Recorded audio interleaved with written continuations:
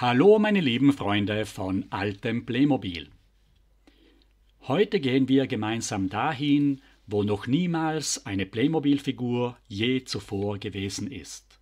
In den Weltraum mit seinen unendlichen Weiten. Wir befinden uns im fernen März 1981. Playmobil bringt die neue Playmospace-Spielwelt auf den Markt. Ich zeige euch heute alle legendären Raumschiffe und Raumfahrzeuge. Wir vergleichen die klassische Raumstation von 1981 mit der neuen System X-Raumstation von 1999. Pünktlich zum 5. Jahrestag von Playmobil im Weltraum stelle ich euch am Ende des heutigen Videos die erste Playmobil-Figur vor, die wirklich in den Weltraum geflogen ist. Das Jahr 1980 war das bis dahin erfolgreichste Jahr von Playmobil. Die Produktion und der Versand kamen bei den vielen Bestellungen nicht mehr nach. Deshalb musste der geplante Start der neuen Playmospace-Spielwelt verschoben werden. Im Herbst-Winter-Katalog von 1980 waren die Sets zuerst für Ende 1981 angekündigt.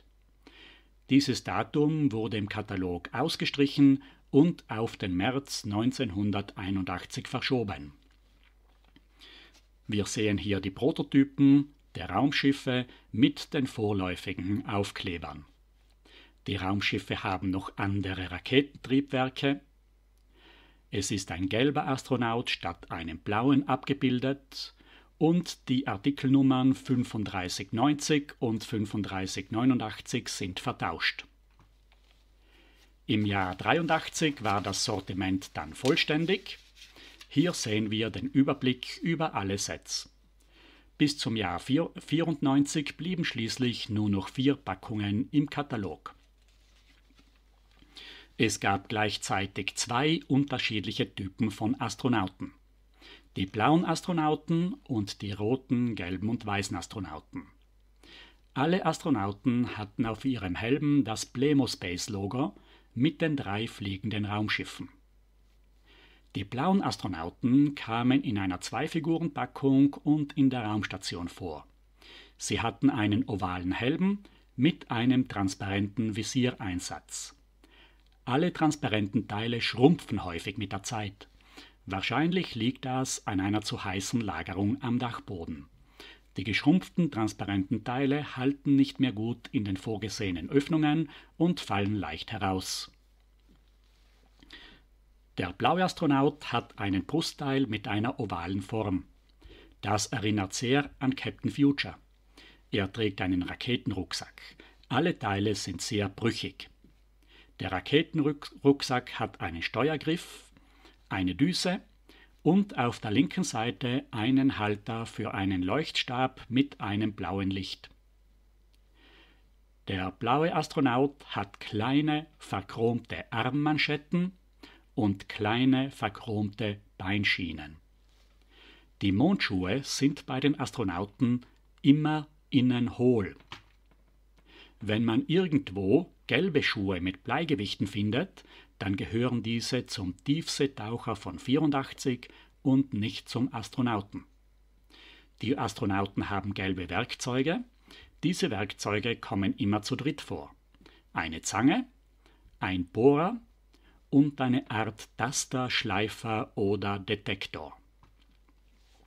Die blauen Astronauten haben immer einen blauen Handwagen, den sogenannten Schürfwagen. Man kann die Räder einklappen und wie mit einer großen Schneeschaufel kann man den Mondsand aufsammeln.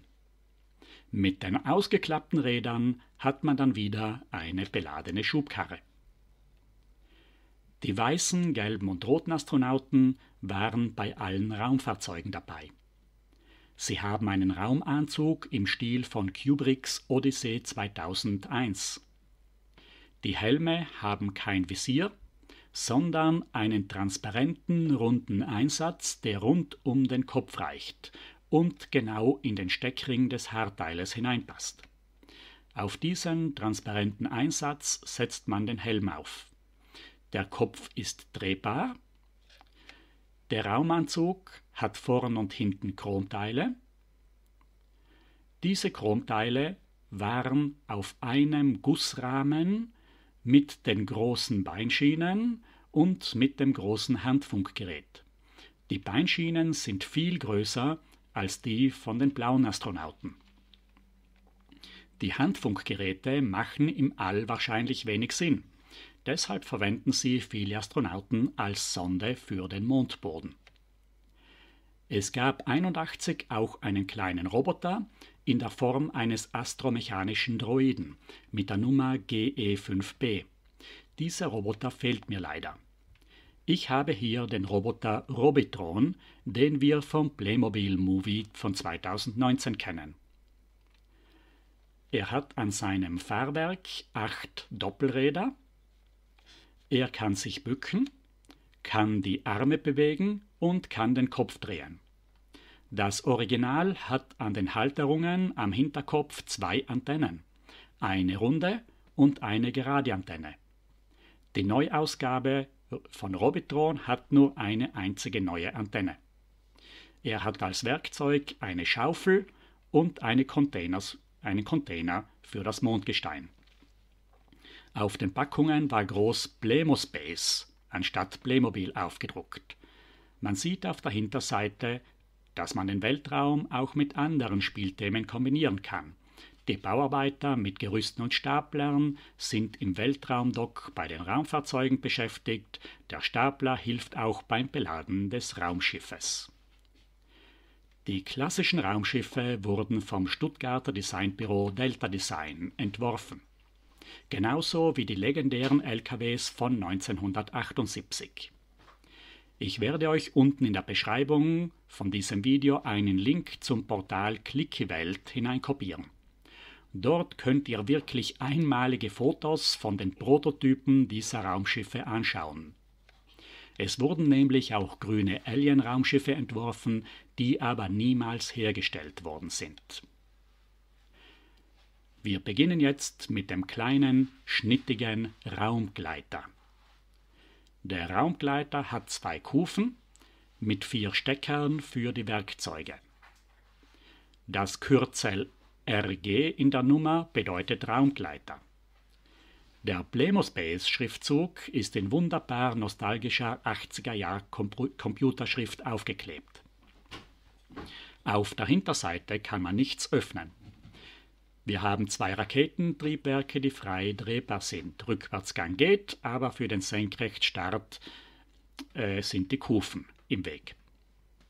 Am Dach ein einzelnes gelbes Blinklicht. Das Cockpitfenster hat unten eine Klemme und kann von oben abgenommen werden. Der gelbe Astronaut hat einen Liegesitz mit einer Aussparung für seinen Rucksack.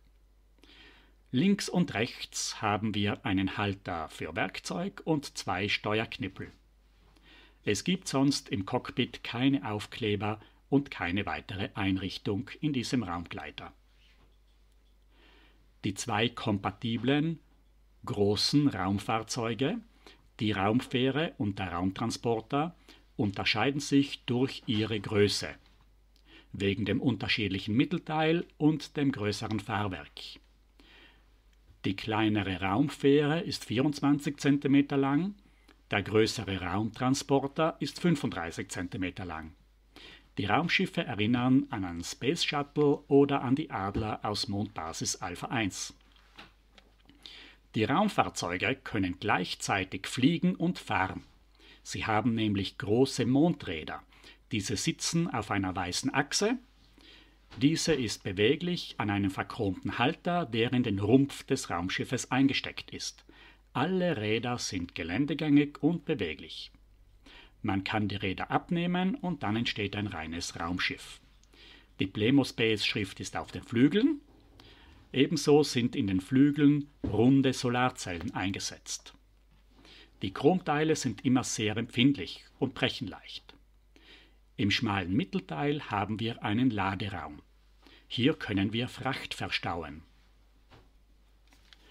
Auf der Hinterseite haben wir auch eine Laderampe in der Form eines Kofferraumes. geben wir hier auch eine Expeditionskiste hinein. Die Raketentriebwerke sind frei drehbar, theoretisch 360 Grad, aber hier blockieren die Positionslichter den Rückwärtsgang. Die Cockpitverglasung kann man abnehmen, man drückt vorsichtig seitlich auf die Einrastungen und kann dann das Glas von oben abheben. Im Cockpit ist Platz für 2 Astronauten. Es ist ein gelber und ein roter Astronaut dabei. Links und rechts im Cockpit sind insgesamt 5 Stecker. Es ist aber viel zu wenig Platz für das Werkzeug. Es gibt 2 Steuerknüppel, an die sich die Astronauten festhalten können. Ein wichtiger Steuerknüppel bei den großen Raumschiffen ist aber dieses Dreizack-Element mit einem vierkantigen Stecker an der Unterseite. Dieser Steuerknüppel gehört da vorne in die Armatur, ist aber bei den meisten Raumschiffen abgebrochen, wie auch bei diesem hier. Dieses Dreizack-Element ist immer auf einem gemeinsamen Gussrahmen mit dem Radargerät und dem Scheinwerfer und den 2 Haltern für 2 Positionslichter enthalten. Dieses Teil gibt es also bei den 2 Raumschiffen und bei der Raumstation. Ebenso in einem einheitlichen Gussrahmen mit dem Chromeinsatz vom Radargerät und vom Scheinwerfer sind 4 Chromtassen für die Küche der Raumstation enthalten. Deshalb haben auch die Astronauten in den Raumschiffen Chromtassen dabei, obwohl sie auf den Bildern der Verpackungen nicht abgebildet sind. Bei der kleinen Raumfähre sind 2 Astronauten dabei, ein gelber Astronaut und ein roter. Diese Raumschiffe sind modular aufgebaut und man kann die Teile auseinandernehmen. Beim kleinen Raumschiff macht das wenig Sinn. Ich werde es euch beim großen Raumschiff zeigen. Der große Raumtransporter hat ein viel größeres Fahrwerk auf 2 Stützen. Wir haben ganz genau dieselben Räder, aber 4 Fahrwerke anstatt 3. Die Chromhalter stecken nicht direkt im Rumpf, sondern sie sind auf 2 blauen Bügeln aufgesteckt. Die Bügeln kann man vom Rumpf leicht abkuppeln. Die Schnauze und das Heck sind genau gleich wie beim kleinen Raumschiff. Die Flügel sind länger, mit 3 Solarelementen und im Mittelteil haben wir eine Kommandozentrale eingebaut. In dieser Kommandozentrale sind 3 Sitzplätze, wo 3 Astronauten oder in diesem Fall Kabinenpersonal sitzen können. Wir haben eine große Schalttafel mit Computertastaturen, mit Bildschirmen und mit Satellitenbildern. Jetzt schließen wir wieder die Kommandozentrale. Wie versprochen zeige ich euch jetzt, wie man dieses Raumschiff vorsichtig auseinandernimmt. Zuerst zieht man die Flügel ab. Die Flügel sind nämlich gleichzeitig eine Art Klammer, die zusätzlich Ober- und Unterteile zusammenhalten. Wir sehen hier die Riegel, die man nach außen ziehen muss. 2 Riegel vorne und 2 Riegel hinten. Nach der Entriegelung kann man das Oberteil abheben. Und es bleibt das Unterteil stehen.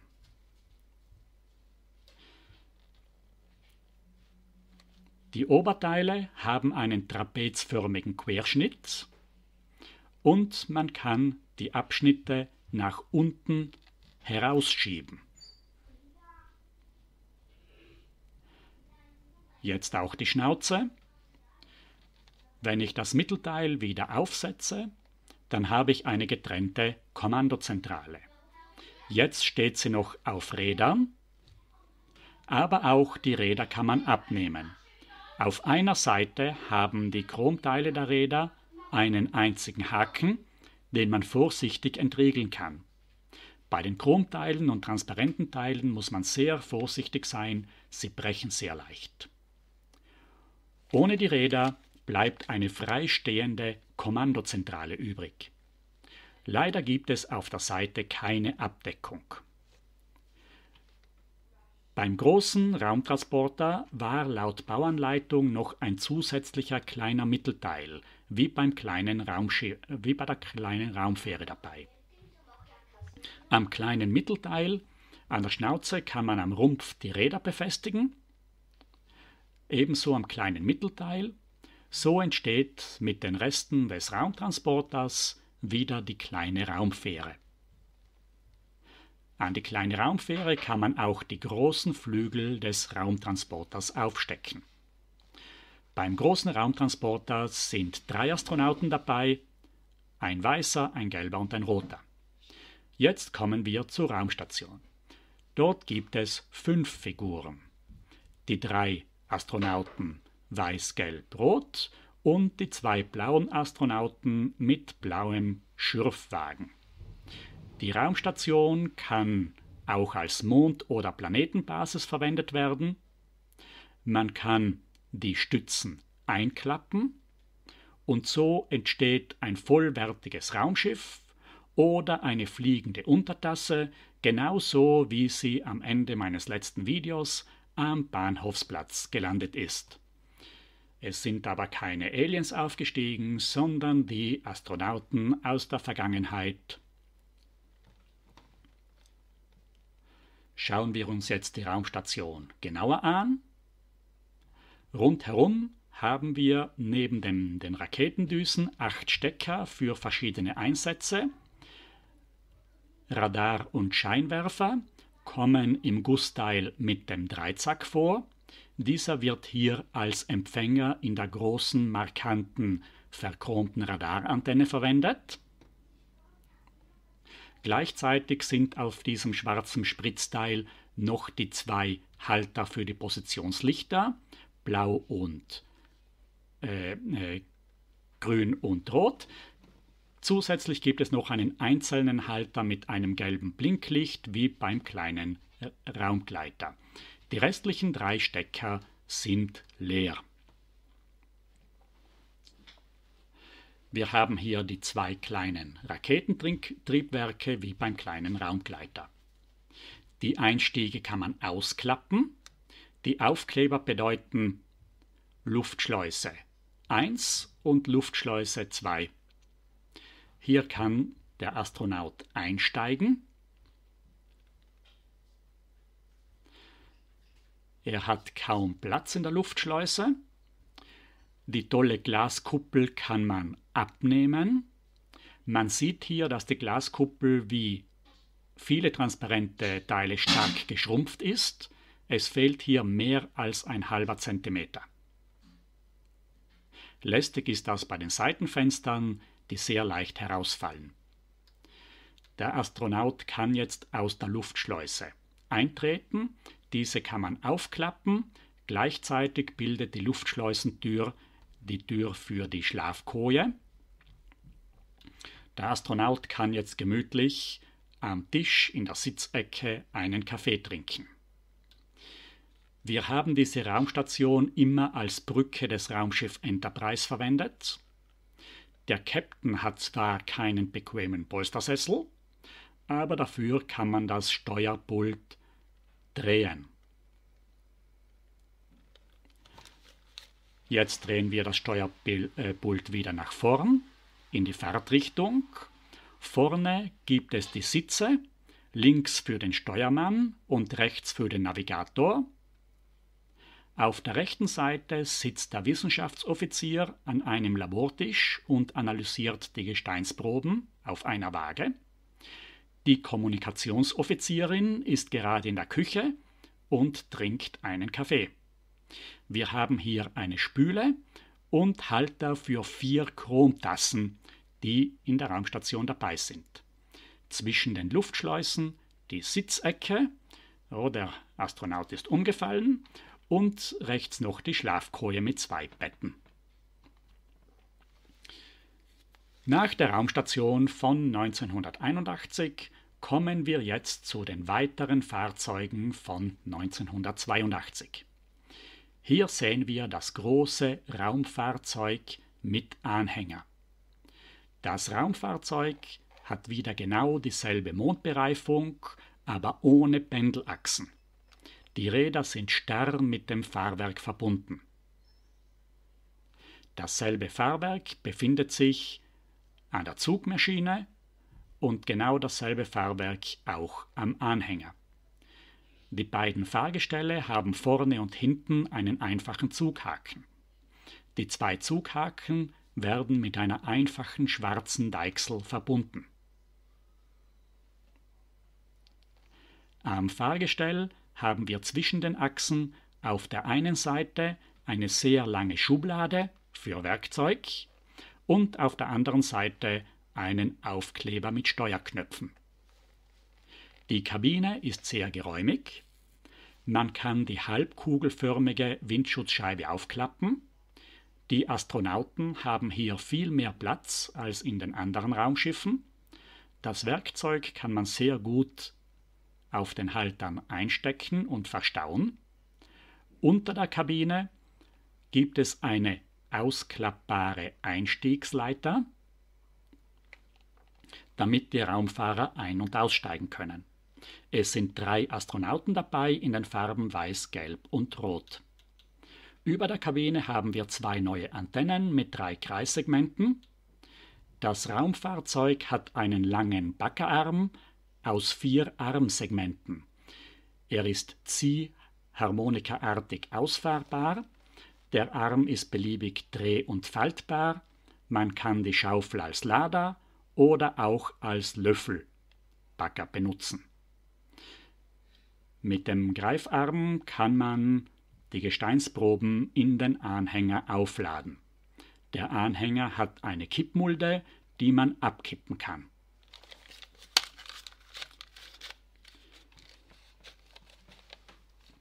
(1982) sind dann noch 2 weitere Baufahrzeuge herausgekommen.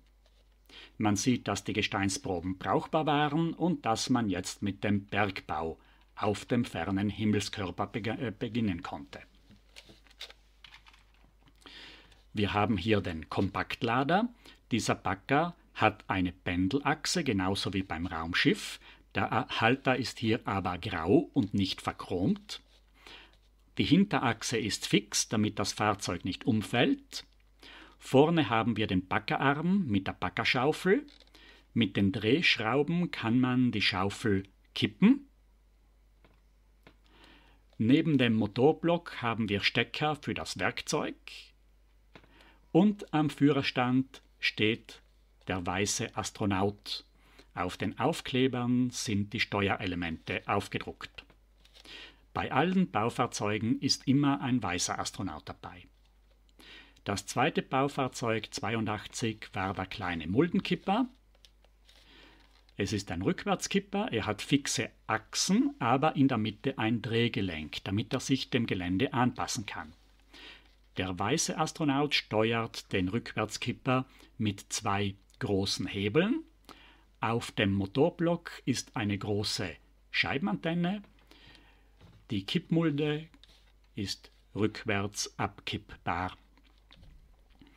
Im folgenden Jahr 83 ist dann noch das dritte Baufahrzeug herausgekommen, eine Bohrmaschine. Wir haben wieder fix befestigte Achsen, diesmal ohne Drehgelenk, immer mit denselben Mondrädern auf den weißen Achsen wie bei den Raumschiffen. Hinten befindet sich der Führerstand mit dem Steuerpult, oben Halter für Werkzeug.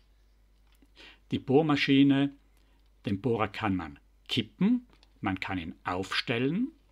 Die Bohrmaschine hat ein Getriebe, das mit einer Drehschraube angetrieben wird. Auf einer Führung kann man den Bohrer weit nach unten schieben. Im Sandkasten kann man so ein tiefes Loch in den Boden bohren.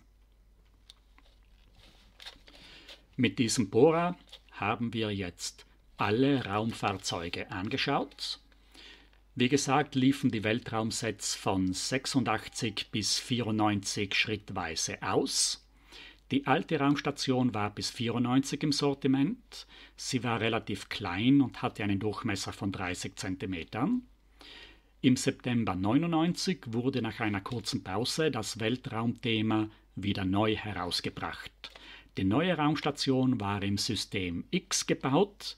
Mit ihrem 90 cm Durchmesser war sie 3-mal so groß wie die alte Raumstation. Wir sehen hier im Katalog von 99, dass es auch ein großes System X-Raumschiff gab. Es gab auch noch ein Raumfahrzeug, einen Raumgleiter und einen neuen Roboter. Eine friedliche Erforschung reichte nicht mehr. Als Gegenspieler traten zuerst die Dark Scorpions auf und im August 2001 gab es die neuen Außerirdischen mit ihren besonderen grünen Köpfen. Die Grundfläche der Raumstation ist aus System X-Grundplatten aufgebaut.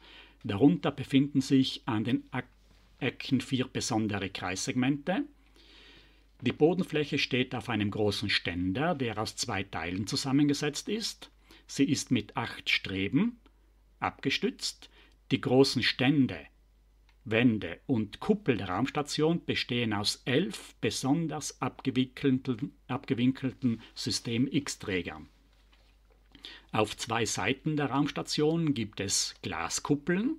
Die Glaskuppeln bestehen aus 3 Teilen, die man öffnen kann. Einfach aufklappen. Die Raumstation ist mit vielen Computerbildschirmen ausgestattet. Wir haben Großbildschirme, transparent Neonfarben hier mit dem Plan des Raumschiffes. Die verschiedenen Computerbildschirme und Tablets haben eine Art Glitzerhologramm als Bildschirm. Das Kabinenpersonal hat Kopfhörer und Mikrofone.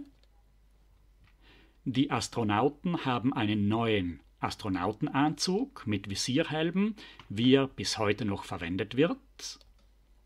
Es gibt einen Sauerstoffschlauch, Handschuhe, eine System-X-Kupplung am Rücken und Astronautenschuhe mit einer speziellen Führungsschiene an den Schuhsohlen. An dieser Kupplung kann man Raketenschuhe oder den kleinen Raumgleiter befestigen. Die Raumgleiter haben an den Querverstrebungen am Boden der Raumstation Andockstellen. Mit einer Hebebühne gelangen die Astronauten zur Raumstation. Jetzt geht's flott nach oben. Die Raumstation wird durch eine Luftschleuse betreten. Auf der gegenüberliegenden Seite der Raumstation haben wir eine Art Tür aus Laser, aus einer Laserabsperrung und aus Schläuchen. Am Dach der Raumstation gibt es 4 Antennen, 2 Blinklichter und 2 drehbare Solarmodule. Es kann dies auch eine Verteidigungsanlage mit Laserkanonen sein.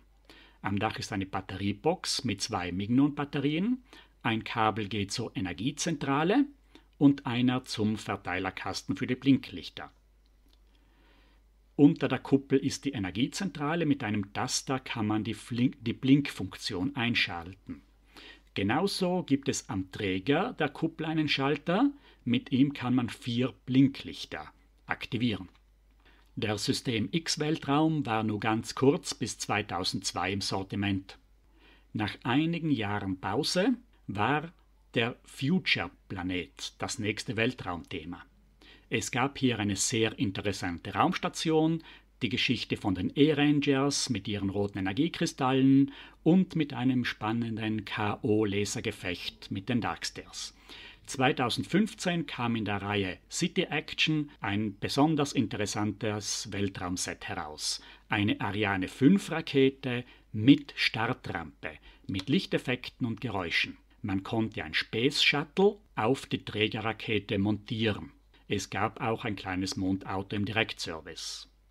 Die Geschichte der Geo-Mission war es, einen Meteoritenzerstörer in den Weltraum zu bringen. Diesen Meteoritenzerstörer gab es seither in 3 verschiedenen Packungen. Ich habe keinen einzigen davon. Wer sich für den Meteoritenzerstörer interessiert, dem empfehle ich das tolle Video von Christians Plemo-Ecke mit interessanten Hintergrundinformationen. Ich habe es unten in der Beschreibung verlinkt. 2018 kam die Mars-Mission mit einer wunderbaren Raumstation. An der Raumstation können die Raumkapseln andocken. Bei dieser Spacewelle kam auch erstmalig der Roboter Robert vor, der für den Kanal Robert Knows verwendet wurde. 2020 gab es dann einen kurzen Einschub der Galaxy-Polis und im vorigen Jahr 2023 wurde nochmals das Space Shuttle und der Meteoritenzerstörer wieder neu herausgegeben. Heuer feiern wir ein ganz besonderes Jubiläum. Vor genau 5 Jahren, am 17. April 2019, ist die allererste Playmobil-Figur wirklich in den Weltraum geflogen. Mit der Mission Beyond in einer Antares 230-Rakete im unbemannten Versorgungsschiff Cygnus 11 vom Weltraumbahnhof Wallops. Soweit ich es verstanden habe, waren 2 Figuren des italienischen Astronauten Luca Parmitano an Bord. Man erkennt ihn an der italienischen Flagge auf der linken Schulter seines Raumanzugs. Neben dem ESA-Zeichen trägt er das ASI-Logo der italienischen Raumfahrtagentur und auf der blauen Innenfigur das Abzeichen als Testpilot der italienischen Luftwaffe mit seinem Namensschild. Die Figur trägt eine schwarze Astronautenhaube und einen neuen Raumanzug mit dem sogenannten Snoopy-Helm. Im Oktober 2019 habe ich zufällig am Zeitungskiosk diese Sonderausgabe des italienischen Playmobil-Magazins mit der auf 25.000 Stück limitierten Figur gefunden. Es sind 2 Poster dabei und eine 36-seitige Informationsbroschüre. Herausgegeben wurde es vom Verlag Raffi. In der Videobeschreibung verlinke ich euch die Pressemitteilung der ESA und die Videobotschaft von Luca Parmitano. Da könnt ihr euch selbst über alles informieren. Am 27. Januar 2022 flog auch unser Roboter Robert als 3. Playmobil-Figur zur Raumstation. Soweit ich es verstanden habe, befinden sich jetzt 3 Playmobil-Figuren auf der internationalen Raumstation. Ich verlinke euch noch das Video des deutschen Astronauten Matthias Maurer mit der Zeitmarke, wo man alle 3 Figuren sieht. Parmitano mit und ohne Raumanzug und Robert. Diese Figuren werden im Weltraum bleiben, damit sie allen zukünftigen Besuchern dieses Außenpostens der Menschheit als Inspirationsquelle dienen können und die Kinder über das Leben im Weltraum aufklären können. Soweit die wunderbar pathetischen Worte aus der ESA-Pressemitteilung als würdiger Abschluss für mein heutiges Video. Euch allen vielen Dank, dass ihr heute wieder zugesehen habt. Ich wünsche euch allen eine schöne Woche und freue mich auf das nächste Mal, wenn wir zum Camping-Thema kommen werden. Auf Wiedersehen, bis zum nächsten Mal.